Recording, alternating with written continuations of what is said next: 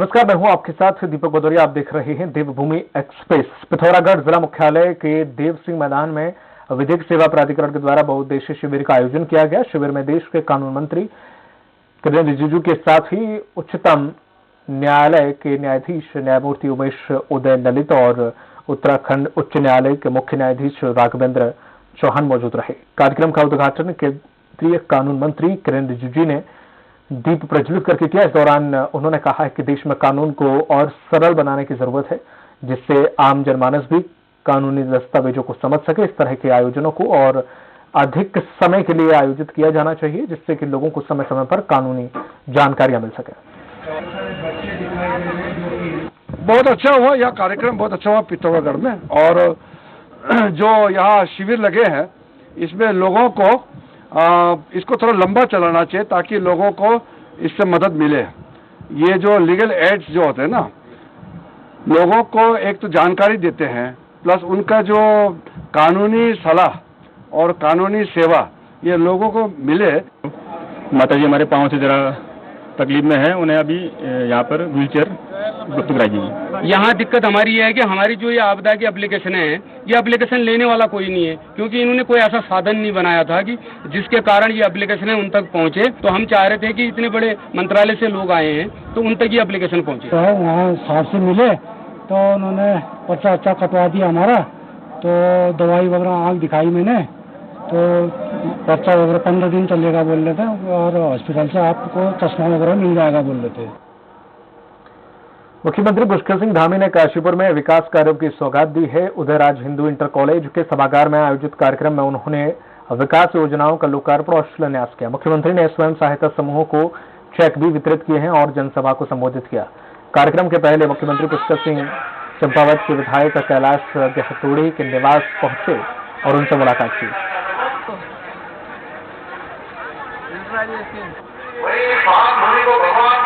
महादेव का भी आशीर्वाद मिला हुआ है। इस कार्यक्रम में मैं मुख्य सेवक के रूप में आप सबका शहर के रूप में अपनी पहचान को स्थापित करेगा। आज हमने यहाँ पर जो लोकार्पण और शिलान्यास किए हैं, ये लगभग 137 करोड़ रुपए की योजनाएं हैं जो विभिन्न प्रकार के लोकार्पण और शिलान्यास के रूप में यहाँ पे हुए हैं। सीएम पुष्कर सिंह धामी ने निरंजनी अखाड़े पहुंचकर स्वागत और सम्मान समारोह में शिरकत की और कार्यक्रम में शामिल हुए। उसके बाद सभी अखाड़ों के साधु संतों का आशीर्वाद भी लिया। इस दौरान सीएम धामी ने जूना अखाड़ों में विशाल त्रिशूल स्थापित करने की घोषणा की। वहीं सीएम धामी ने कहा कि साधु संतों का आशीर्वाद पाकर मैं धन्य हो गया हूं और साधु संतों का आशीर्वाद मेरे लिए प्रेरणा है और नए कार्य करने की साधु संत मुझे ऊर्जा उनसे मिलती है। देवस्थानम बोर्ड को जो हमारे द्वारा बंद किया गया है, उसमें उत्तराखंड के सभी लोगों की इच्छाओं का संज्ञान लेकर ही बंद किया गया।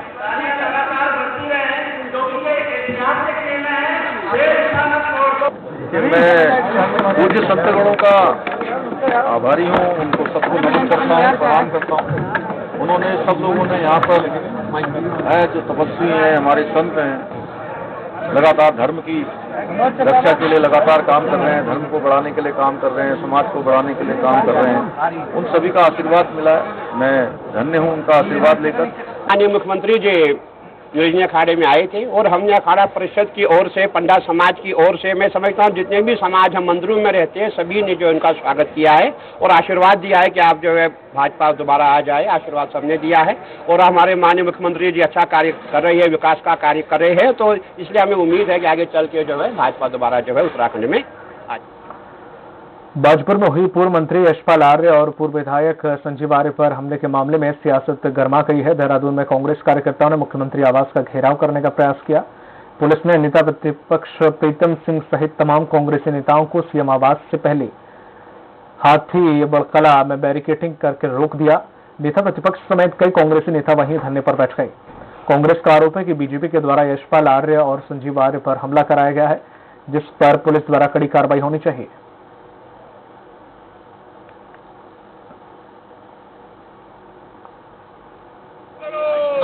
देखिए, मैं स्पष्ट करना चाहता हूं कि ये भारतीय जनता पार्टी का स्पष्ट रूप से एक तरीके से लोकतंत्र के ऊपर हमला है। अपने ऊपर सारी लाठियों को नहीं झेलते तो श्री संजीव आर्य की हत्या हो जाती और उसके बाद हो सकता है यशपाल आर्या की भी हत्या हो। इस सरकार के संरक्षण में सुनियोजित तरीके से यशपाल आर्या जी पर ये प्राणघातक हमला हुआ है, संजीव आर्य जी पर ये प्राणघातक हमला हुआ है। यदि कांग्रेस के हमारे साथी वहां पर नहीं होते जिन्होंने इस वारदात को जो है रोकने में कार्य किया और कई साथी इसमें घायल भी हुए हैं।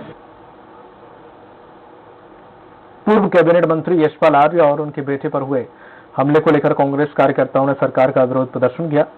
चंद्रशेखर चौक पर प्रदर्शन करते हुए कहा कि जब से यशपाल आर्य बीजेपी छोड़ कांग्रेस में शामिल हुए हैं तब से बीजेपी बौखलाई हुई है और यशपाल समेत उनके परिवार पर हमला करा रही है।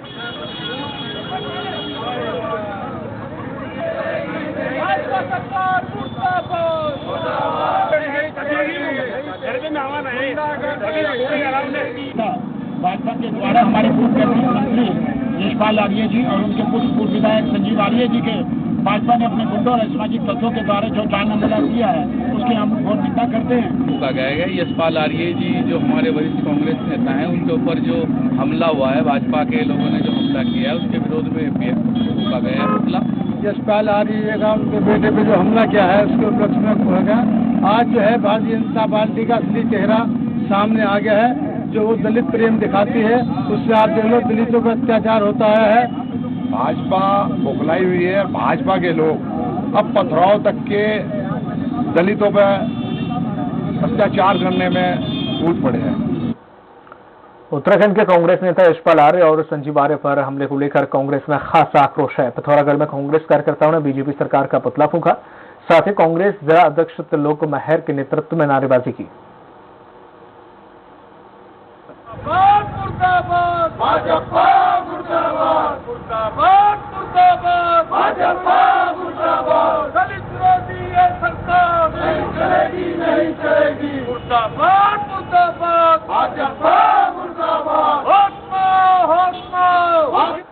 सितारगंज के बाजपुर में पूर्व कैबिनेट मंत्री यशपाल आर्य और उनके पुत्र विधायक संजीव आर्य के काफिले पर हुए हिंसात्मक हमले के विरोध में कांग्रेस कार्यकर्ताओं ने जमकर प्रदर्शन किया और सरकार के खिलाफ जमकर नारेबाजी की।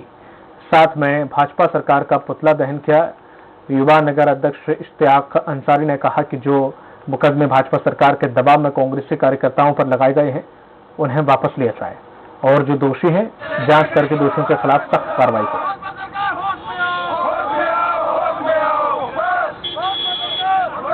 ये लोकतांत्रिक मामला नहीं है कि किसी आदमी को इस तरह घेरा जाए और बीजेपी सरकार जो करने जा रही है बहुत गलत काम कर रही है। आने वाले विधानसभा चुनाव में जनता जरूर इसका विरोध करेगी, अपना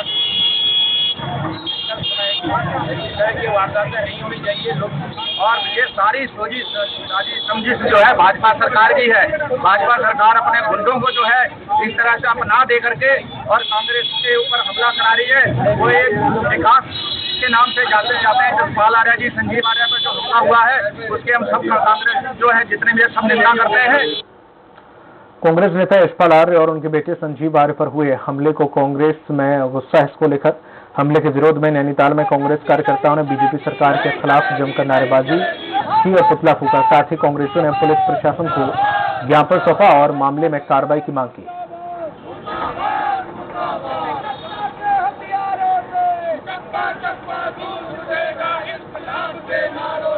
थाने पे गए और शासन के खिलाफ कोई कार्रवाई नहीं करी गई। उनको इस तरह से निर्देश दिया, संदेश दिया हमका में कि ये हमला भाजपा द्वारा सुनियोजित था। इसी हमले के खिलाफ आज पूरे प्रदेश में कांग्रेस में सड़कों पर उतरे हुए हैं। तो आज जनता में पुतला फूकने का, उसके बाद कलताल थाने के अंतर्गत जहाँ हम ये पुतला फूक रहे हैं पुलिस महानिदेशक को ज्ञापन दे रहे हैं। अगर शीघ्र ही दोषियों के खिलाफ कार्रवाई नहीं गई तो सभी कांग्रेस सड़कों पर उतरने को आगे उठने को मजबूर हैं। मसूरी के पास कैंपरी क्षेत्र के बंगलों की कांडी गांव पूर्व सीएम हरीश रावत ने महिलाओं को वहां पर ग्रामीणों से संवाद किया और उनसे बात की। उन्होंने ग्रामीणों के लिए चलाई गई योजनाओं के बारे में भी चर्चा की। सीएम पुष्कर सिंह धामी पर जमकर हमला भी बोला। पूर्व सीएम ने कहा कि सरकार के खिलाफ लोगों में भारी आक्रोश व्याप्त है। उन्होंने कहा कि कांग्रेस के कार्यकाल में लोगों को सभी योजनाओं का लाभ मिल रहा था। कांग्रेस सरकार आने पर सड़क के किनारे फूड सराय बनाकर महिलाओं को रोजगार दिया जाएगा। साथ ही सरकार पर भ्रष्टाचार करने का उन्होंने आरोप भी लगाया। सराय बनाएंगे सड़कों के किनारे बड़ी बड़ी, और उन सरायों को हम अपनी महिलाओं को आवंटित करेंगे। राज्य के अंदर कांग्रेस इतने साल बाद भी अपना स्टेट कार्यालय नहीं बना पाई, और वो अपना स्टेट कार्यालय भव्य उत्तम बना रहे हैं और 200 करोड़ की लागत से बना रहे हैं। तो ये 200 करोड़ रुपया कहीं आसमान से बरस के आए हैं।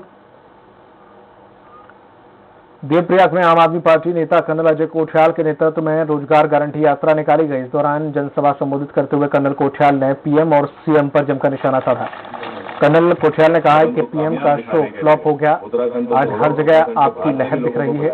कोठियाल ने बीजेपी को डूबता जहाज बताते हुए कहा कि जनता बीजेपी से त्रस्त है। बोला गया 3 लाख के करीब हम लोग लेके आएंगे सब जगहों से। उत्तराखंड से नहीं लेके आ पाए तो यूपी से लाने की कोशिश करी, जिसका कोई महत्व नहीं बनता है यहाँ पे। और उसके बाद में जब मोदी जी ने जब घोषणाएं करी, बहुत सारी चीजें ना भूल गए हमें जी उनको बताना। इतना बड़ा अभी एक आपदा आई थी कुमाऊं में, उसके बारे में कोई बात नहीं। वक्त मिला छोटे से देखकर चल दूंगा यहाँ से।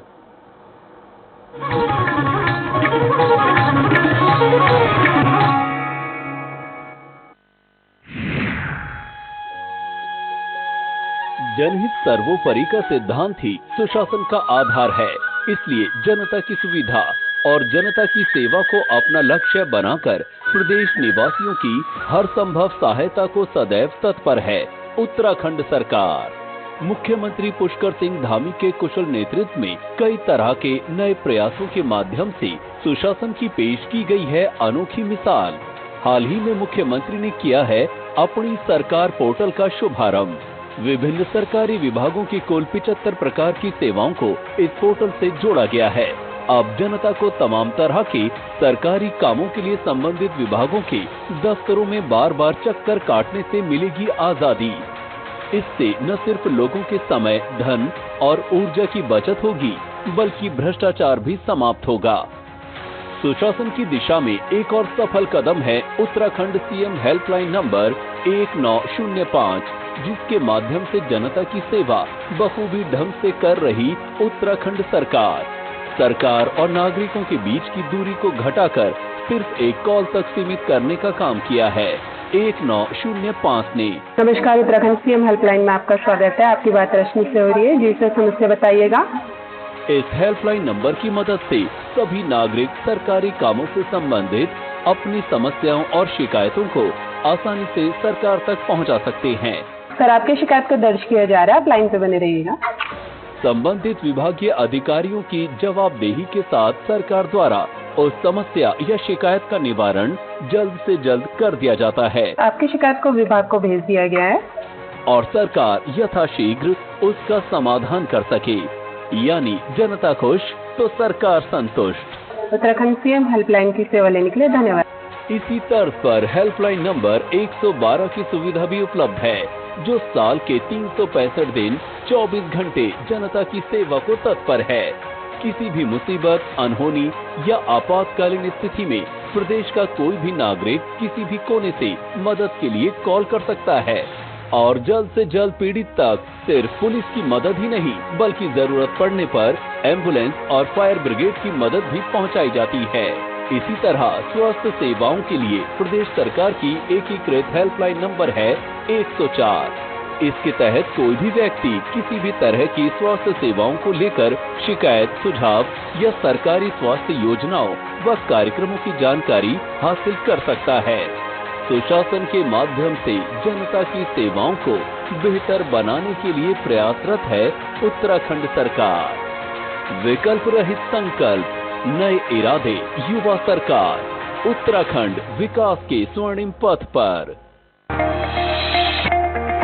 एक नाम जिसके सपने ने दिया देश को एक नया मुकाम, डॉक्टर एपीजे अब्दुल कलाम। वही मुकाम आपको दिलाएगी doctor APJ Abdul Kalam university Indore. Come aboard and nurture your talent to succeed in science and technology, humanities, social sciences, arts and sports. Join Dr. APJ Abdul Kalam University Indore. Further details, contact 1800-300-26072. Delhi सरकार के स्कूलों के 3 लाख बच्चे, उनके 51,000 business ideas और सरकार की ओर से 60 करोड़ रुपए का सीड कैपिटल। ये है दुनिया का सबसे बड़ा startup program business blaster. Business blasters program के हर एपिसोड में हम मिलेंगे ऐसी ही 3 टीमों से जो इन्वेस्टर्स के सामने अपने बिजनेस आइडिया को करेंगी पिच, ताकि उन्हें अपने बिजनेस के लिए मिल सके इन्वेस्टमेंट। अब कल के बड़े बड़े बिजनेसमैन एंड वुमेन निकलेंगे दिल्ली सरकार के स्कूलों से। बिजनेस ब्लास्टर्स 28 नवंबर से हर रविवार शाम 7 बजे प्रमुख टीवी चैनल्स पर। उत्तराखंड के ग्रामीण युवाओं और महिलाओं को स्वरोजगार से जोड़ने के लिए राज्य सरकार जैविक शहद उत्पादन को बढ़ावा दे रही है। न्याय पंचायत स्तर पर मधु ग्राम बनाने की ओर आगे बढ़ रही उत्तराखंड सरकार राज्य में फल, सब्जी, फूलों की खेती के साथ ही शहद उत्पादन के जरिए किसानों की आर्थिकी भी मजबूत बना रही है। मधुमक्खी के जो बॉक्स हैं हमें घर आके सरकार द्वारा दिए गए, लाभदायक है ये और बड़ा महंगा बिकता भी है बाजार में। नरेंद्र नगर की सकलाना रेंज हो या अल्मोड़ा में रानीखेत के किसान मधुमक्खी पालन और शहद उत्पादन से जुड़कर ये मौन पालक आज राज्य सरकार की योजनाओं का लाभ उठाते हुए खुद को आत्मनिर्भर बना रहे हैं। समृद्धि की मिठास इनके मुस्कुराते चेहरों पर दिखाई दे रही है। उत्तराखंड में 6000 से अधिक मौन पालक, सालाना 2200 मीट्रिक टन शहद का उत्पादन, सालाना उत्तराखंड से 200 करोड़ का शहद निर्यात। उत्तराखंड सरकार प्रत्येक जिलों में बना रही मधु ग्राम, किसानों को आदर्श मधुमक्खी पालन, ऋतुवार प्रबंधन, मधुमक्खी पालन में समस्या और समाधान, डंक रहित मधुमक्खी पालन पर ट्रेनिंग दी जा रही है। प्रदेश के किसानों ने समृद्धि का जो सपना अपनी खुली आंखों में संजोया है, उसको आज उत्तराखंड सरकार साकार कर रही है। स्वरोजगार ने खोले समृद्धि के द्वार, उम्मीदों के पथ पर उत्तराखंड सरकार।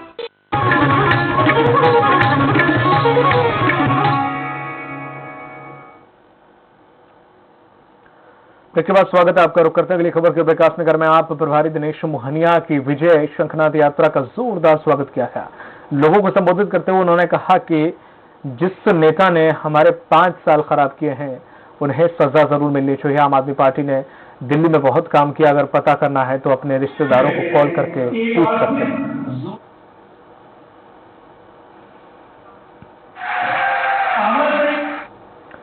जिलाधिकारी वंदना सिंह ने रानीखेत के नागरिक अस्पताल का निरीक्षण किया और डॉक्टर से बातचीत की और उनकी समस्याओं को भी सुना।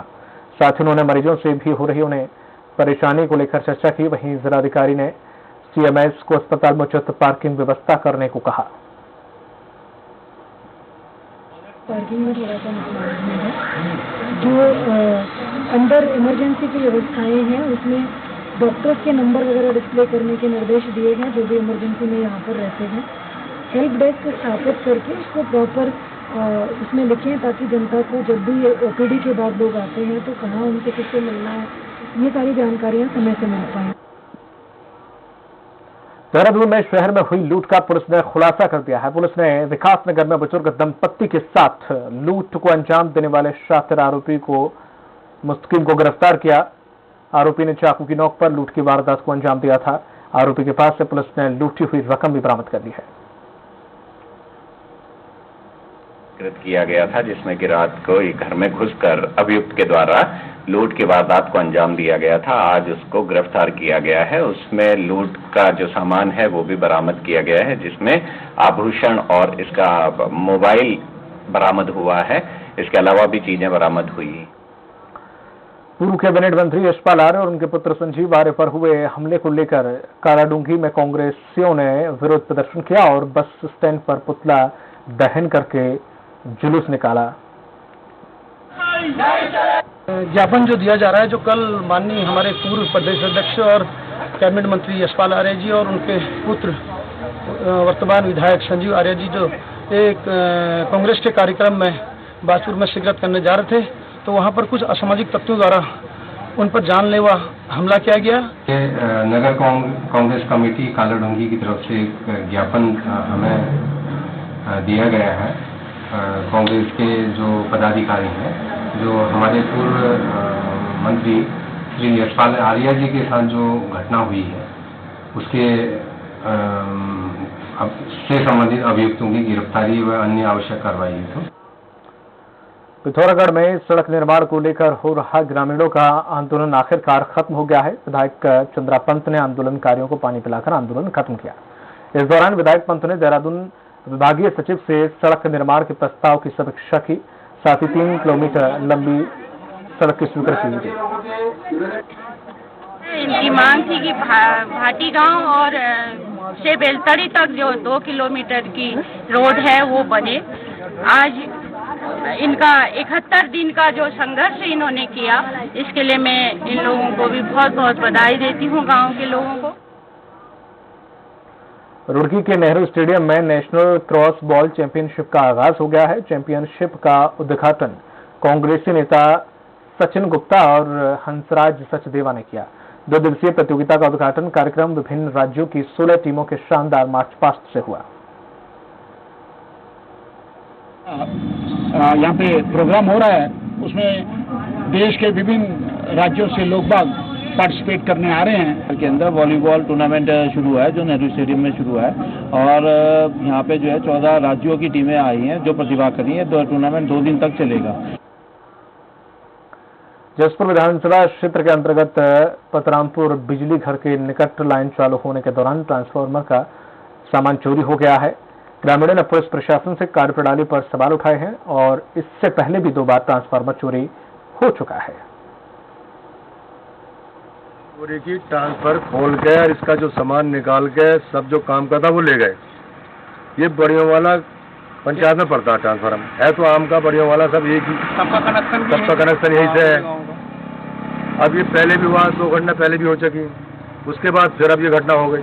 और अभी तक कोई भी आला अधिकारी बिजली विभाग का यहाँ तक कोई नहीं आया है, और सब गांव के लोग सब परेशान हैं। आटा चक्की भी है और भी सबके काम है, आजकल तो सब बिजली पर डिपेंड है।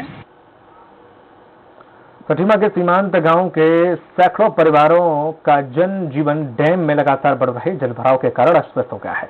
लगभग 60 सालों से लोग खेतीबाड़ी कर अपना गुजारा बसर कर रहे थे, मगर हर साल डैम में पानी भरने के चलते ग्रामीणों के मकान से लेकर फसलों तक प्रभावित होते हैं, जिसके चलते ग्रामीण भुखमरी की कगार पर आ जाते हैं। पानी दाबी हुई है, इससे पानी भरा हुआ है इसमें, और यहाँ जो स्कूल में बच्चे पढ़ते हैं, सरकारी स्कूल में, प्राइवेट में जो भी है, उन्हें आने जाने में दिक्कत होती है, नहाने धोने में। हमारे बच्चों का दिक्कत तो बहुत है, बेचारे पढ़ भी नहीं पा रहे हैं इस समय, और जब नाव रहेगी तभी जा पाएंगे, नहीं नाव नहीं रह रही तो जा भी नहीं पा रहे हैं। बच्ची एक हमारे अगले साल एक गिर के बेचारी मर भी गई। इस टाइम में देखो पूरे